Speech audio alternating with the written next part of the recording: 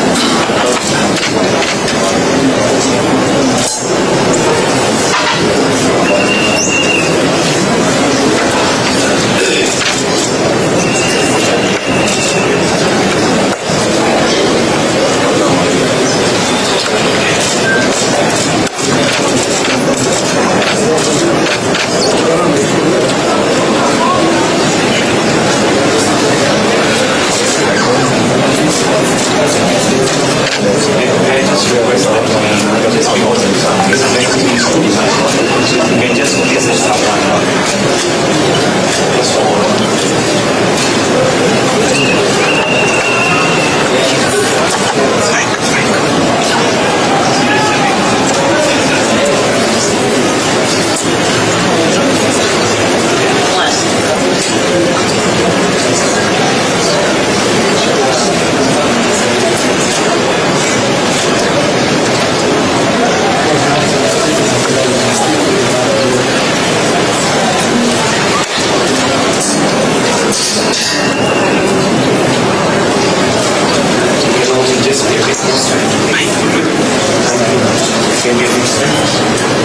The public viewing, so pressure is mounting out here.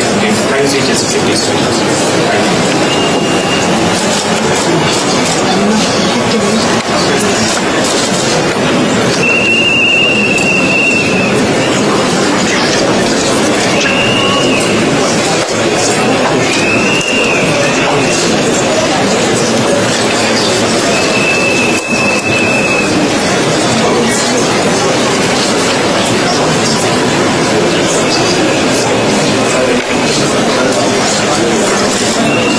just for my life.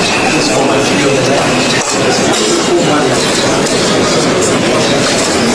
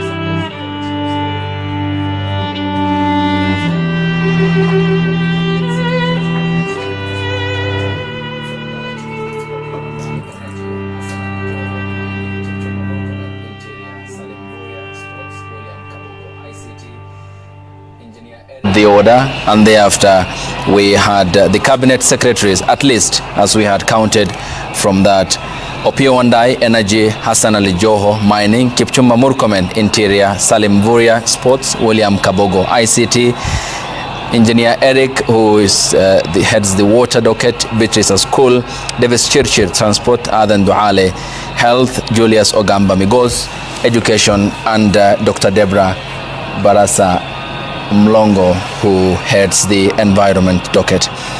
The ODM leadership thereafter had also viewed the body of the former Prime Minister, whose casket was draped in the Kenyan flag, and also as he was presented in the headscarf of the Orange Party and the color that he so adored.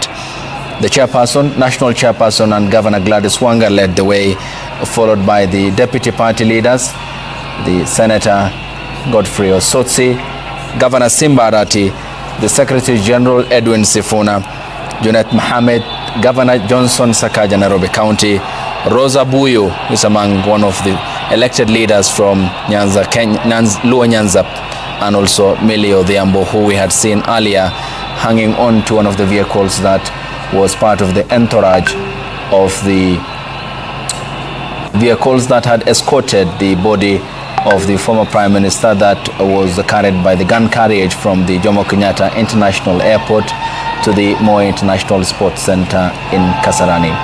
We are waiting when the public will be allowed to start viewing the body of the former Prime Minister, a man who with so much ease has won over their hearts and has of course made evident by the multitude of people who today came out to receive his body at the Jomo Kenyatta International Airport, and the others who had waited for the body in Parliament. Now you can see them dancing, awaiting when they will be, of course, allowed to view the body of the former Prime Minister. It is a day that equally was dominated by other activities that had happened also in Siaya, his Bondo home, where we had seen his elder brother Oburu Odinga, who had gone there, the co-chair of that committee, that National Funeral Planning Committee, who had led a process which from our team, our sister station, Ramogi TV, had informed us that it's a process in Luo called Tero Nyak Dala, which is a Luo phrase that refers to the traditional ritual of announcing the death within the family of a member or a community. It is also a difficult period and a painful task, often involving the announcement by a close male relative, such as the father of the deceased, which is loosely translated to taking the cry home, emphasizing the emotional weight of what the process bears. The former Prime Minister, of course, he was symbolized by many, and as you had seen, even when his body is, the public awaits to view the body, how he was lying in the coffin, the neck scarf that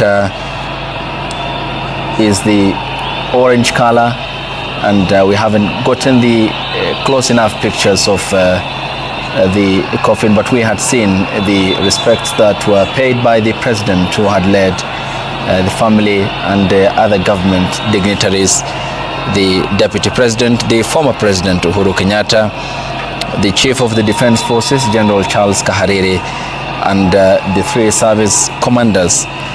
The cabinet secretaries, we had seen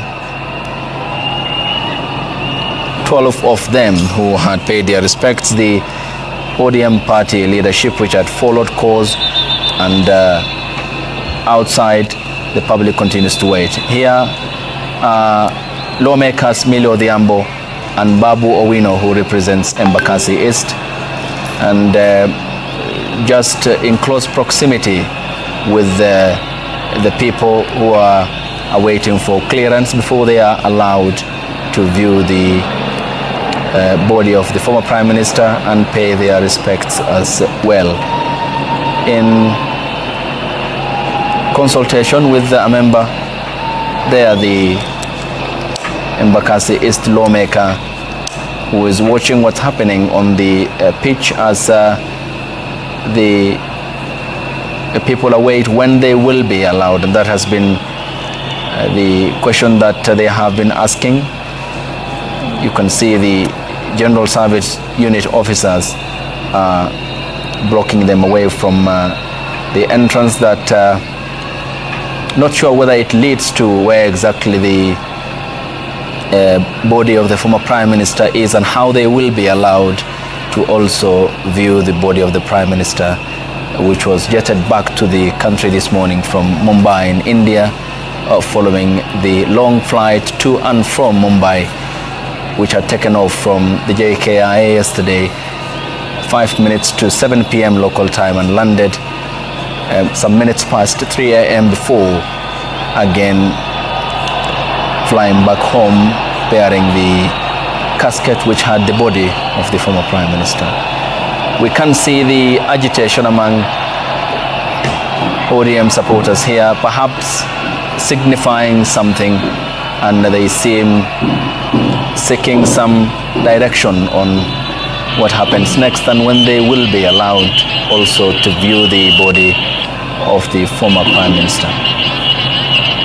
We had also spoken to Jimmy Mbogo, who had given us an update regarding what has happened before they were dispersed and had gunshot sounds rather, and alongside Ben Kiroi, who we had also in Kasarani.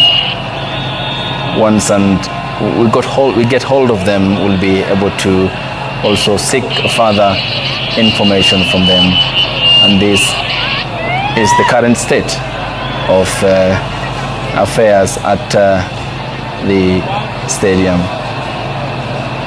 Quite a busy day also for the logistical team that had moved the viewing to this venue, given the logistical challenges it did present when earlier on the communication was yesterday issued by the Deputy President, Professor Kithure Kindiki, that this process will be happening in Parliament, and thereafter the quick decision that was made when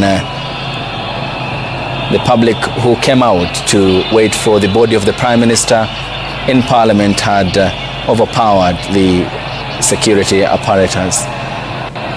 And the intervention of the Speaker, Moses Masika Wetangula, didn't help either.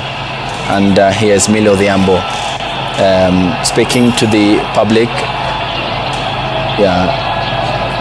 And also by her side is her colleague lawmaker from the ODM party, seems to be giving suggestions that they will be allowed in to also view the body of the former Prime Minister. And quintessential politician, also one of the most consequential women in Kenya's politics, whose debates in Parliament have been characterized by astuteness and steadfastness and preparations, as she has always modeled herself to be. They seem to be the two only lawmakers, and Babu Owino and Millie Odhiambo, who are here to speak to the public. And Millie had suggested some minutes ago that could be the likelihood that they will be allowed, and it's the planning process of how that will be managed, which was the challenging part of what's been happening in Kasarani since the body of the former Prime Minister was brought here aboard the military gun carriage after the President yesterday, through a proclamation after he addressed the nation from State House, said that the former Prime Minister will be accorded state funeral and all the privileges that come with that process. Still our team at the KASARANI Stadium, where this is unfolding since has been unfolding. The passion of Raila's presence seem to be so strong, as you can see also amongst the supporters. This is a young generation that probably may have not been there when the struggle for multipartyism happened, but in so many ways the Odinga influence seem to have driven them all the way here. How it happens is going to be what we are monitoring, and the public viewing of the body of the former Prime Minister, Raila Odinga. For now, I'm joined by my colleague Gatete Njoroge, who is at the stadium. They were there alongside Ben Kirui and Jimmy Mbogo. Gatete, a good evening. Seems to be a long haul. Looks like a long day. Any hints at when the public will be allowed to view the body of the former Prime Minister? Good evening, Ayub. Indeed, it has been a long day, and we even think it will be a long night, Ayub. We're inside KASARANI Stadium, and we've been here from around 11 a.m., Ayub. And since that time, we had a crowd surging, where thousands of people had turned out in large numbers to be able to get a chance to view the body of the late former Prime Minister Raila Odinga, Ayub. But until now, Ayub, the public has not been able to view the body of the late Prime Minister Raila Odinga. This is because at around 4 p.m., the crowd that had gathered here in their thousands tried to approach the VIP section.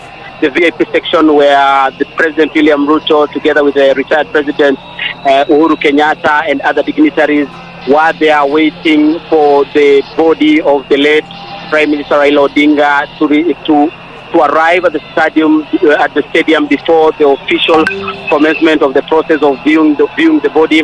But at that particular point, the police officers, the security officers who are there, they had to actually shoot in the air and also lob tear gas to be able to just disperse the surging crowd. From that particular moment, Ayub, and a good number of those who had turned up at KASARANI Stadium, they left the stadium. But we still have a sizable number that is still here. And when the leaders were viewing the body of the late Honorable, the former Prime Minister Raila Odinga, what happened is that we saw the crowd. They moved from the terraces and they came to the middle of the pitch where they lined up, and we thought they'll be allowed to view the body. But until now, for the last about 30 minutes, there's no clear communication on whether they'll be allowed inside to be able to view the body. What is happening at the moment, there's a standoff.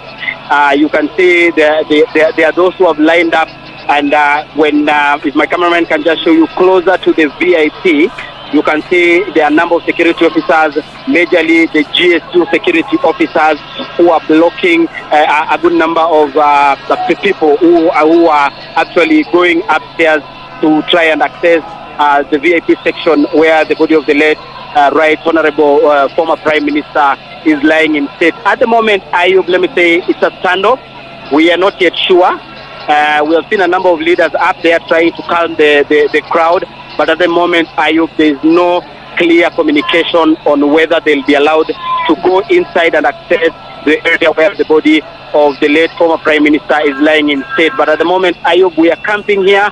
We are trying to see how the situation will be, and we'll be bringing you up to speed with what will be happening, Ayub.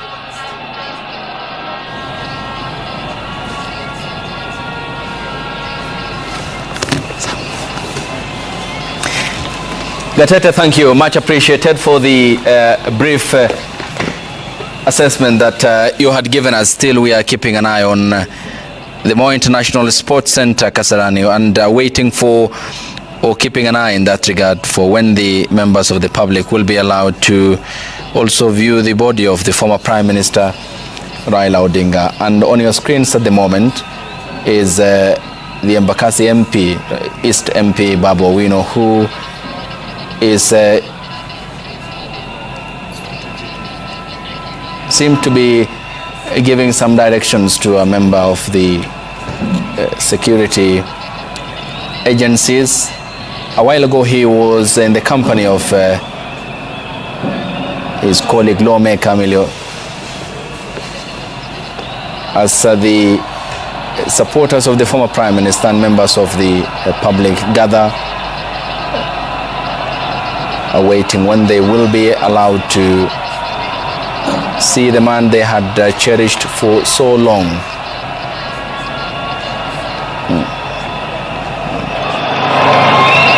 Listening to the public and perhaps what they are saying, our camera is still trained on whether they will be allowed through the entrance. The lawmakers were allowed to pay their respects to the former Prime Minister.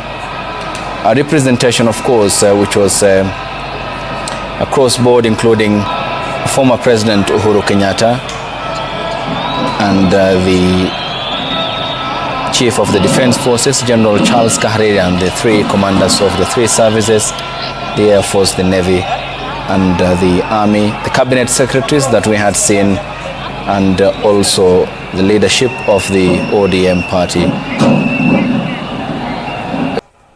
We'll give you the updates as they develop. Quite interesting scenes that we are seeing, and we'll be keeping an eye here on Kasarani to see what happens next. And also in Bondo, where on Sunday the former Prime Minister will be laid to rest. We'll give you the updates as they develop, and Kasarani will be our focal point of attention and where our cameras are. Yes, Kidi. Finally, the reality seems to be setting in. I usually the floor to my brother Mateo. Okay, please. Yeah, I know it's quite difficult, a very, very difficult moment for both of us. With the experience that we had with the former Prime Minister, and immediately the coffin was presented in readiness for viewing. Beside it was President Uhuru Kenyatta, then Mama Aida was there, and the thought that immediately rang in my mind is, where is Raila? That is the kind of history, that is the kind of life that we are used to. In the history of post-multi-party Kenya, from 1994 onwards, Raila has always been very consistent, very permanent, very present in all our national decisive moments, be it celebrations, be it trying times. Raila has always been there. And therefore, I can feel what my other supporters of Baba are feeling, the emptiness that comes with it, the denial of even accepting that Mzee is departed from our midst is slowly sinking in. And it's very, very difficult given the history that he has left behind for his shoes to be filled. I'm so sure with the history that he has given us for over 31 years, because Raila, he has been active in politics. That would give him almost 40-something years, going into detention from 1982 to 1986, being released, then going back again in detention from 1989 to 1991. He comes out, he has to flee because there was a rumor that again he was to be arrested and detained again. He goes to Norway, he comes back, joins the father and the young Turks to fight for multi-party democracy. He's again very present in our lives in 1997 when he contests the first time for the presidency against Moi. He comes back again. They were like, who will be there to defend us? When push comes to contest in 2007, 2022, 2017. So he has been a permanent feature in our history, and therefore you can feel the emptiness that comes with that, because this is of someone, the way you aptly captured it, Ayub, who has been a buffer against authoritarianism. And in our interaction, even with the young people there, they were like, who will be there to defend us? When push comes to shove, who will be there to defend us that now Baba is not around? So you can understand the emptiness that comes with that. You can understand the kind of sadness that comes with that. You can understand why it is quite emotional even for us to figure out what is going to happen next. But gallantly, he has left behind sons and daughters who he has mentored, who he has trained, and who he has shown the ropes of leadership, who are able to take up the task to fill his shoes, though it is not going to be easy. And Kidi, Sir Winston Churchill once said that there are politicians who make the weather, and certainly Raila Odinga was among that list, is it? That goes without saying, because I think, again, to build up on what Winston Churchill said, William Shakespeare told us that the good men do, and I think that is in his play Julius Caesar, that the good men do are often interred with their bones, but the bad they do usually live on long after they are dead. For Raila's case, I think the reverse will be true, because as we are seated here, as we are viewing the body of the former Prime Minister Raila Odinga, I was reflecting at what a visionary man Raila was. You realize that every major milestones we have made as a country in the area of governance had Raila's imprint on it. If you begin with the road network infrastructure, the bulk of that, the thinking that went into that happened during President Kibaki and the first phase of the implementation. And remember, for 8 of the 10 years when President Kibaki was in office, road ministry was solidly under the belt of Raila Odinga. The first 3 years as minister himself, and when he was prime minister, he appointed both late Kipkalia Kones and Franklin Bett to take care of the roads docket, and they did a wonderful job. Today, driving around Nairobi, I can't imagine how driving across Nairobi was before the bypasses that we see around. And when Raila Odinga, then as minister, was conceiving the bypass project, he received a lot of backlash from the political class. And in Raila, we see what it is to believe in something, stick to it, even when the naysayers are telling you to the contrary. Away from the infrastructure, people have given Raila credit about the constitution and the new constitution and the reforms and progress. I certainly do not want to belabor that, but I yield the floor to my brother Matere by saying that Raila is certainly a politician who lived to that adage by Winston Churchill. That he made the weather. He did made the weather. Yeah. And Alex, then for the mentorship that he has provided for young Kenyan, some who had some who experienced that close proximity like you did, and Kidi himself, and the others, especially those who were born post 1997, what are the lessons that they now carry forward in the new Kenya that will be born minus Raila Odinga, given his influence, his stature, and at times his word that pulled this country from the brink? Ayub, there is one erudite philosopher who said that best leaders make new leaders. That for you to leave a legacy, then there must be that one who will take up who will take up the mantle from you, who will understand the direction that you are leading, who will understand your ideologies.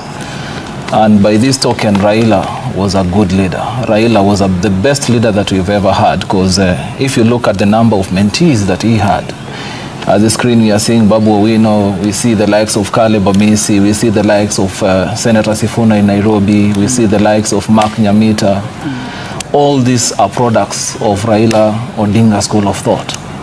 Then those ones who are yet to make it to parliament, because he also gave us a platform to grow our leadership skills. He towers above many other national leaders in respect of how he gave the young people space. He understood that mainstreaming young people, Kenya being largely a youthful country, is quite important in the development and future prospects of this country. And I think the way Sifuna aptly captures it, that if it were not for Raila, then probably he wouldn't be the Secretary General of ODM.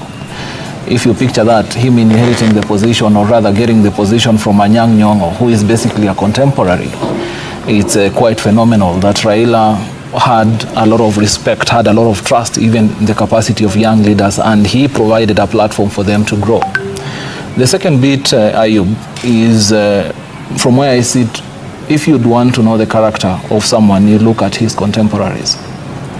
If you look at the Right Honorable Raila contemporaries, being Anyang' Nyong'o one of them, they actually attended the African Leadership Forum in Abeokuta in Nigeria together. They are the same people who had even gone to Singapore to meet Lin Kuan Yew.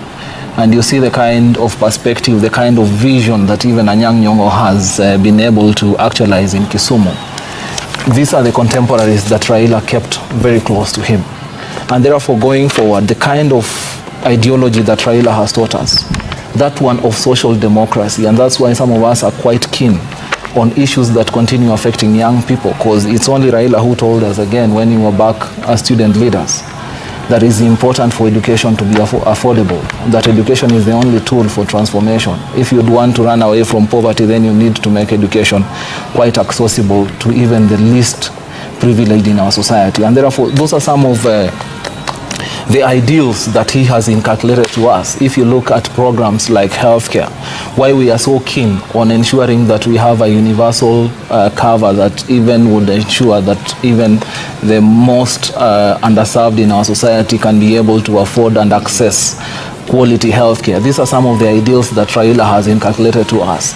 Top among all those, definitely, Ayub, is the aspect of governance.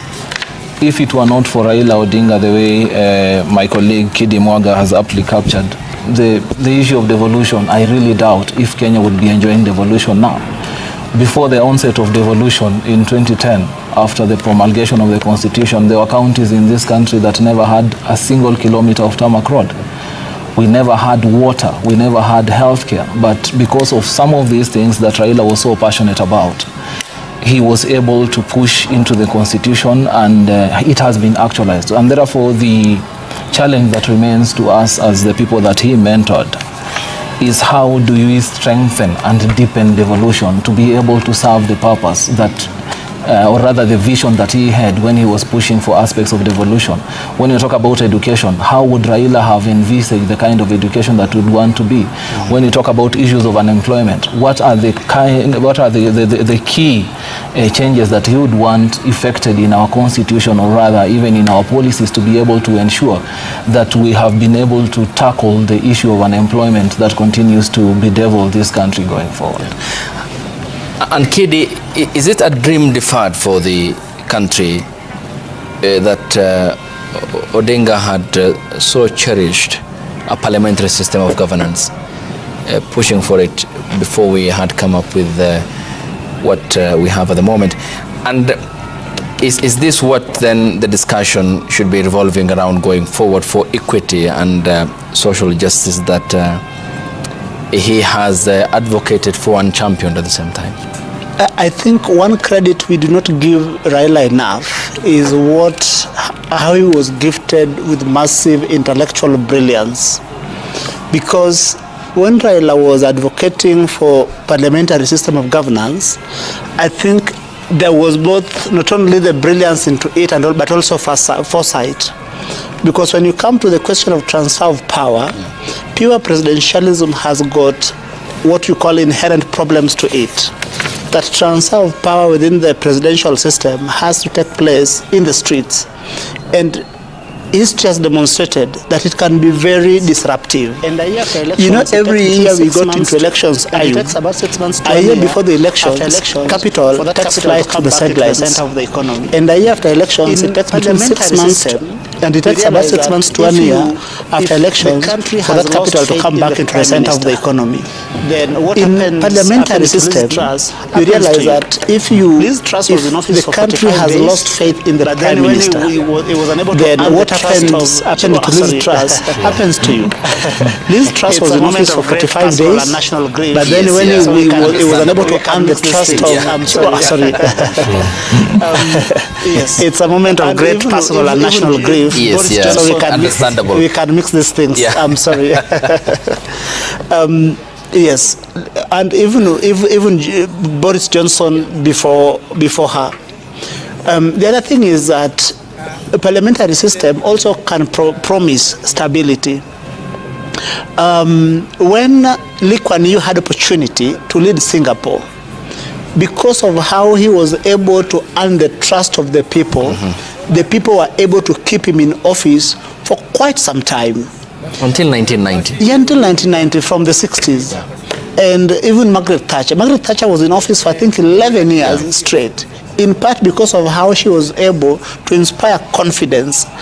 And even Tony Blair after her. So I think that Raila, and again, this brings us to the question of transitions in context of programs. When one administration is replaced by another, sometimes there is a push and shove on which programs to give priority, which one to discontinue, which ones to modify. Under parliamentarism, because a leader is, if he is able to inspire the public, he is able to retain the office for long, then it means that, you know, I can be in office for long enough to, you know, implement some of the programs they have. In presidentialism, you know that after 10 years you are done, however good your ideas were. Thank you. I don't know if I can add something on that, because this is a conversation that I had also with the Right Honorable. That I remember vividly. At some point I actually challenged him that he was pushing for a parliamentary system of governance and not a hybrid system of government the way finally we had. And one of the points that I remember him explaining to me is that there was a research that had been done by political scientists that had indicated that in a heterogeneous society like Kenya, where you have 42 plus ethnic communities, parliamentary systems tend to work more as opposed to a presidential system. And I think Raila, having observed and comprehended the history, the political history of this country, he actually thought that that is the solution, that parliament. That in a parliamentary system you would have ministers sitting in that parliament. So in terms of accountability, they are there, and you can be the members of parliament who are the representatives of the people, can exercise checks and balances and can exercise that aspect of accountability as opposed to presidential systems. We have had like in parliament where cabinet ministers do not appear 3-4 times than when they are summoned by the relevant committees. And I think Raila, with the kind of precision that he had on governance, he tended more on aspect of parliamentary system, thinking that first, in terms of representation, it really worked for Kenyans being a multi-ethnic community or rather society. Then the aspect of accountability that is very keen in the journey that Raila has traveled all along, the fight of anti-corruption, ensuring that there is integrity, ensuring that the taxpayers' money is used in an efficient manner to transform the lives and livelihoods of Kenyans, is put into account, and those ones who are responsible for taking care of this particular kitty are actually accountable to the people. Yeah, and Kede, Margaret Thatcher, who you had quoted, she believed in a major principle, as put in one of the eulogies following her passing on, that she was no starry-eyed internationalist, but again her approach was rooted in simple and clear principles. Strength abroad begins with strength at home. Deterrence, not appeasement. Firmly believed that the government cannot own major companies. The need for the opening up of the economy, the private sector to flourish and create jobs so that more decent jobs can be created for the people to be taxed. And it's the same principle, is it, that Odinga had constantly believed in, but came up against a wave of opposition that at times, and in most cases, bordered on character assassinating him and his family, to which he has never filed any lawsuit in a court of law. So, I mean, his approach was largely a bird's eye view, is it? And it's going to be a void that will be missed at the party level and an asset at the national level. And I'm glad you pointed out that about Margaret Thatcher. I come from Kenya African National Union, where of course I have the good fortune of serving the Grand Old Party. The Grand Old Party under Senator Gideon Moi, where I serve as the Secretary for Policy and Legislative Affairs. I mentioned that because KANU, like the Tory party, is a center-right political party. And as people in the center-right believe that the size of government should be small, we believe that most of the challenges in the economy can be solved through private enterprise. And so moving away from Margaret Thatcher, let me speak about Raila Odinga. Raila Odinga was a much far-sighted leader. And I just wish that our political leaders who had the opportunity to serve with him were able to cure themselves of some of the short-sightedness that they were suffering from. You know, for instance, let me give an example with the Mau issue. Mau issue was politicized and blown out of proportion unjustifiably, while our collective future was hanging in the balance. People who were politicizing the Mau issue were unfortunately very well-schooled people and knew better. They took advantage of the ignorance of the masses and, decided to hang, Prime Minister Raila Odinga. Some of the policy interventions, and Raila Odinga was not a man given to populism and theatrics. Because, for instance, Raila Odinga helped so many people, but never spoke about it. But that was by design, because he believed that the greatest help a leader can do is to intervene in people's lives through policy, so that government has got a direct input in how the environment that people live in, that people do business in, that people go to school in, is able to, help them tackle some of these challenges. Yeah. That is a far-sighted leader we have lost, my brother Ayub. Yeah, and because he had championed for the devolved system of governance, and up until before his death, had advocated for more resource allocation to the devolved units, and which in hindsight we'll be talking about, because that would otherwise diffuse the tension and takes attention away from the national politics. And this is a message of condolence from Kevin Osido, who is the executive director at the County Governance Watch, and he says, Right Honorable Raila Odinga was more than a politician. He was a teacher of courage, a symbol of endurance, and a living testimony that conviction can outlast circumstance. He taught us that democracy is not a gift but a duty, that peace is not weakness but wisdom, that leadership is not about power but purpose. True. Many called him Baba, and rightly so, for he fathered the movement, nurtured a generation, and gave his life to the dream of a better Kenya. Even when victory seemed distant, he never gave up. Even when the path was lonely, he kept walking. His story reminds us that real greatness is not measured by titles held, but by lives touched and the truths that were defended. Raila Odinga will be remembered as the man who dared, the patriot who endured, and the father of democracy and devolution in our land. Rest well, Mzee. Your voice may fall silent, but your vision will keep speaking through the generation you inspired. That's Kevin Osido, the executive director at the County Governance Watch.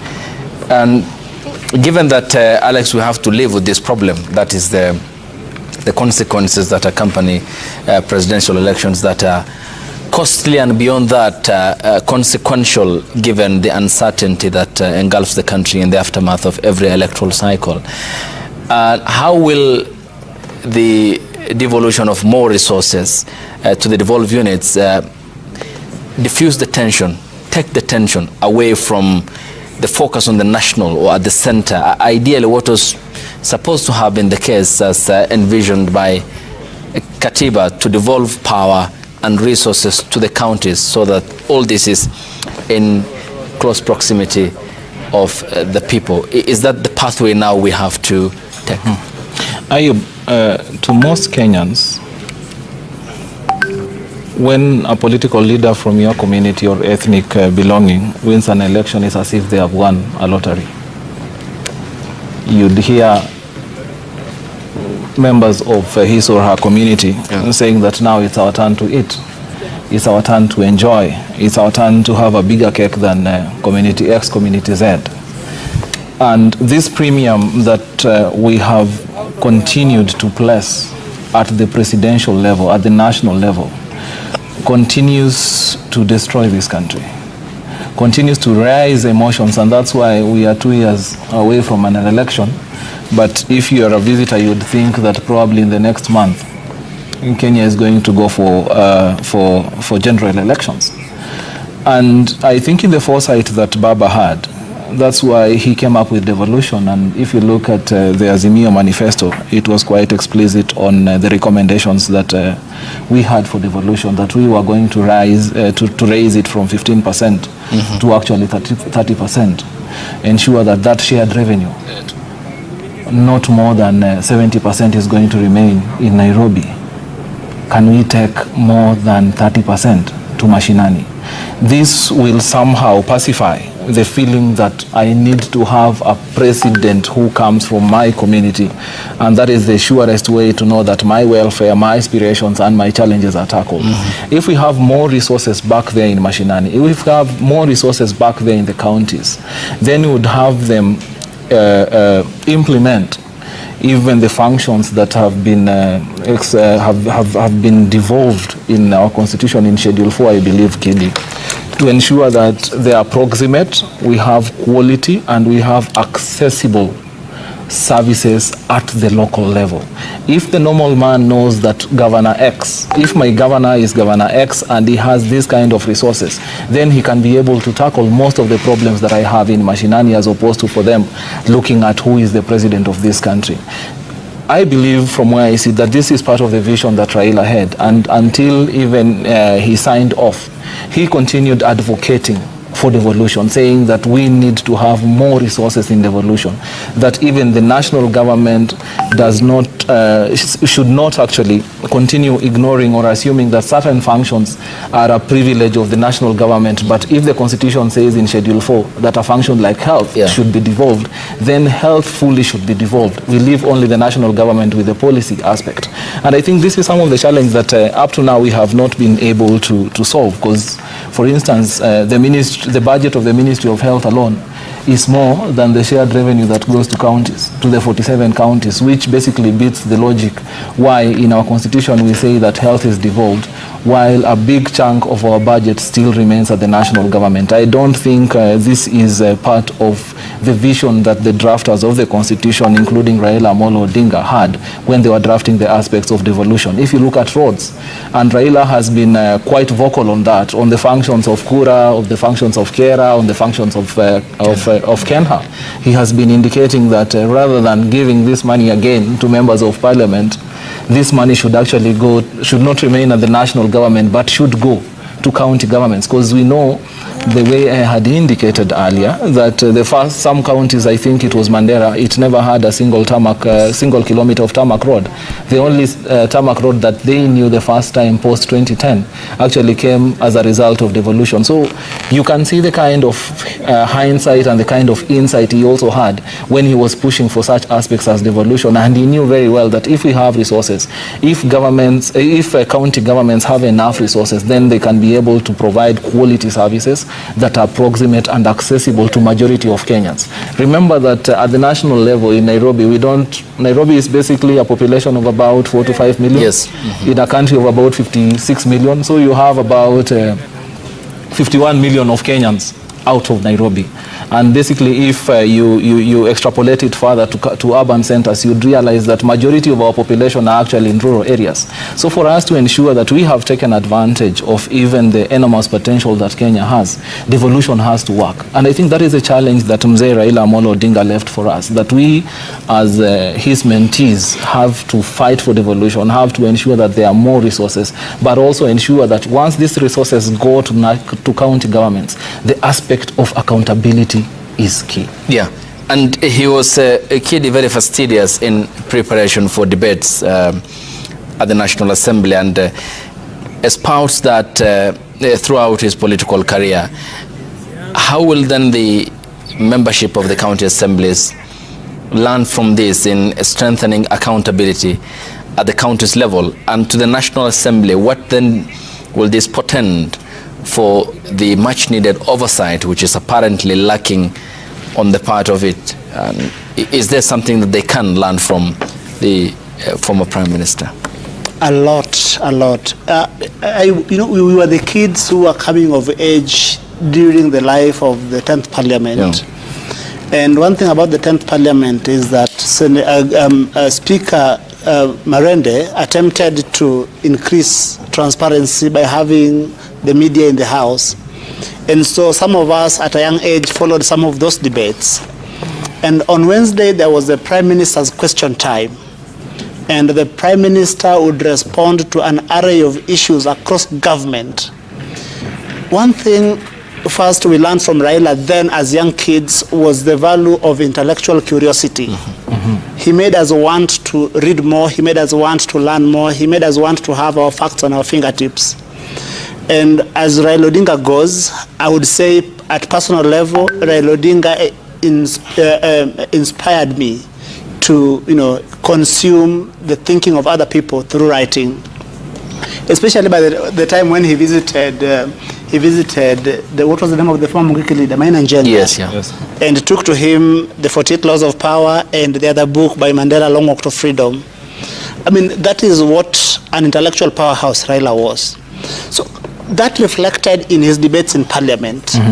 And you realize that even when towards the run-up to 2013, when the members of the Grand Coalition or hitherto members of the Grand Coalition attempted to challenge him by being politically mischievous in the House on what could be the date on which the 2013 general elections would be held, if you find that clip, you see Raila, the intellectual powerhouse, in how he manages to give both politically correct answers without betraying what he believes in.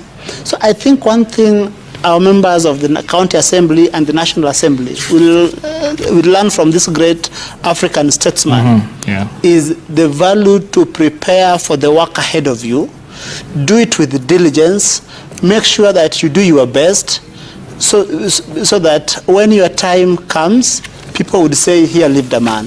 Thank you. Yeah, and it was the hour, cometh the hour, and cometh the man. In 1945 came Raila Odinga. Just a summary of the day's events is what you are seeing on your screens at the moment. The live pictures of the Kenyan delegation who touched down this morning early in India, and they were received by Winnie Odinga and the other members of the Odinga family who are there to bring back the body of the former Prime Minister. That included the delegation which was headed by the Prime Cabinet Secretary and also made up by others including the Nairobi County Governor Johnson Sakaja, CS Ali Hassan Joho, and the other leaders who are airborne for cumulatively about 17 hours before they jetted back to Kenya with the aircraft that had carried the body of the former Prime Minister. This was the hour, cometh the hour, and cometh.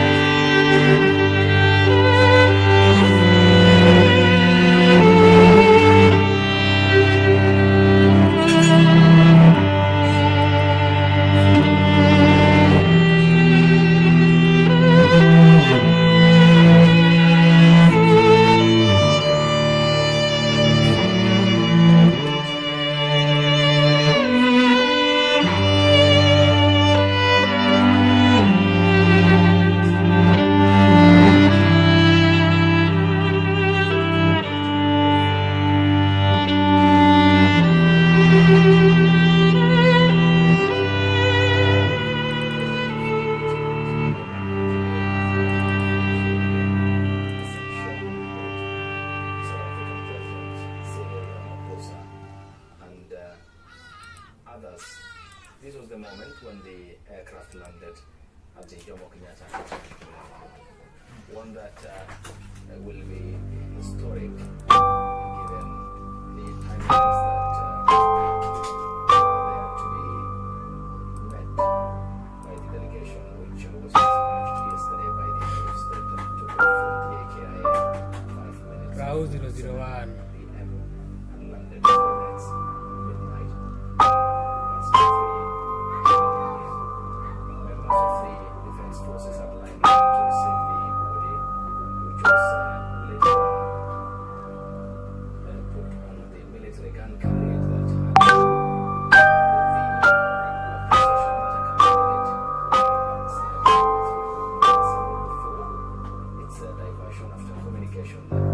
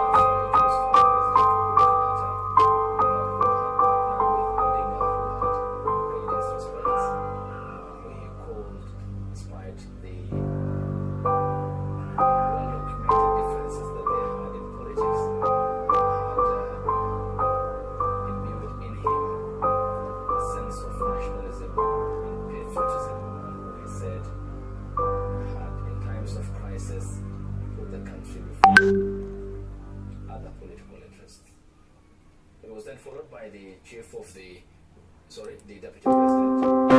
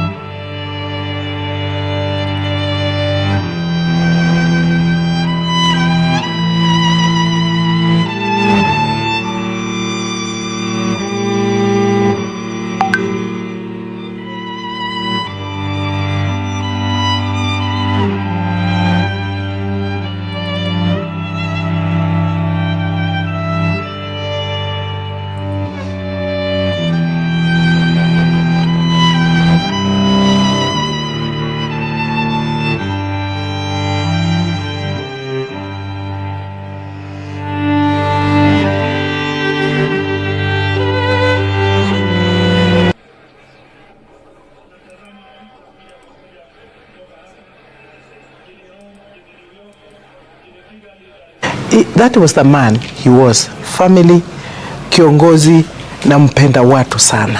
Malala kwa familia ya kwa kweli, yeye akikuona tu atakuuliza vipi nyumbani, vipi watoto, hata kujua mama, hata jua.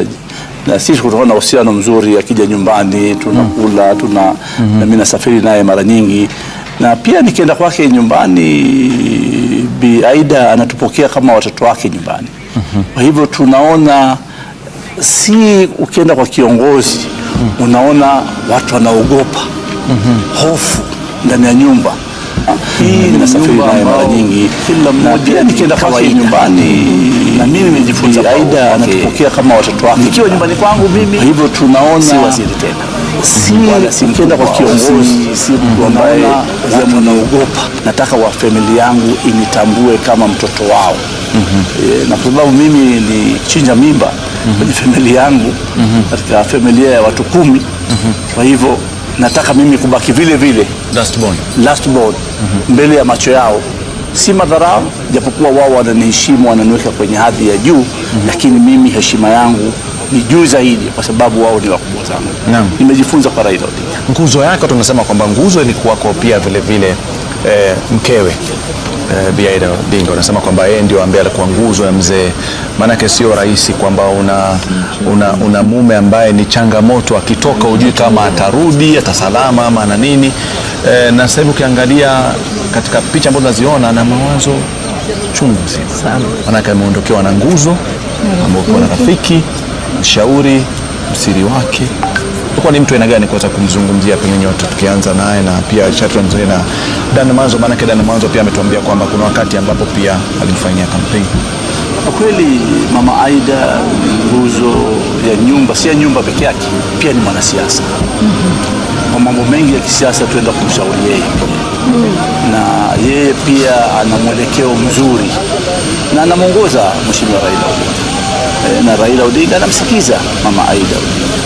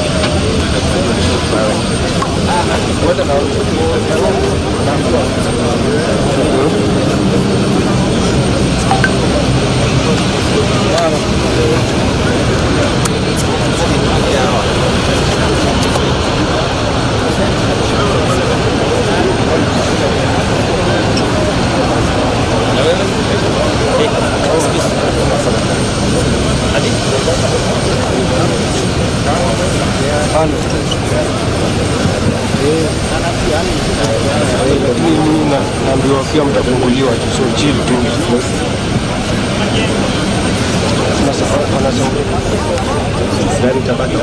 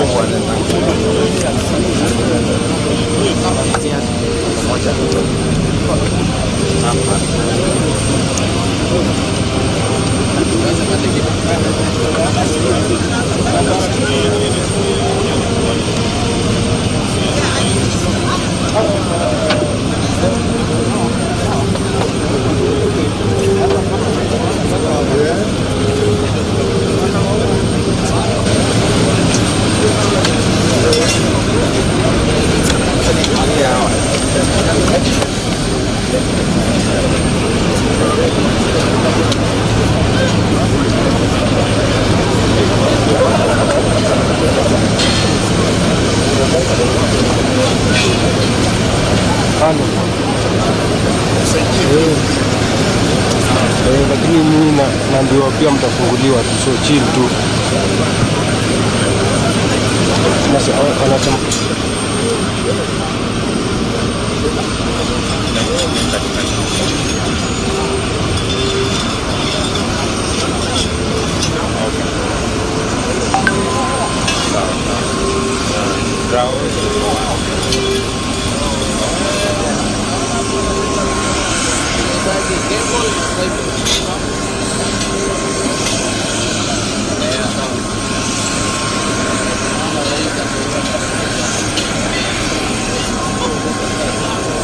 Mbia ongeze na battery moja. Mbia ongeze na battery moja. Ongeze na battery moja. Na battery moja?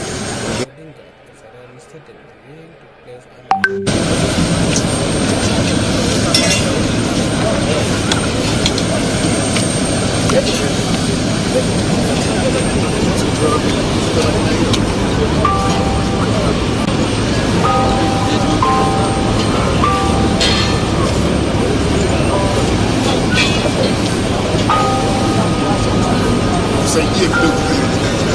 Sawa.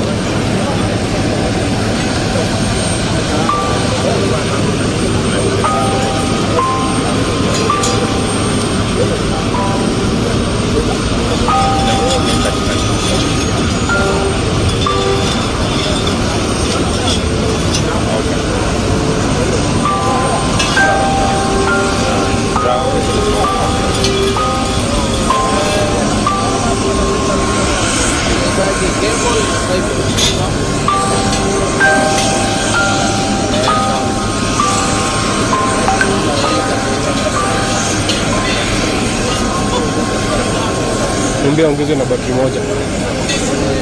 Mbia ongeze na battery moja. Ongeze na battery moja. Na battery moja?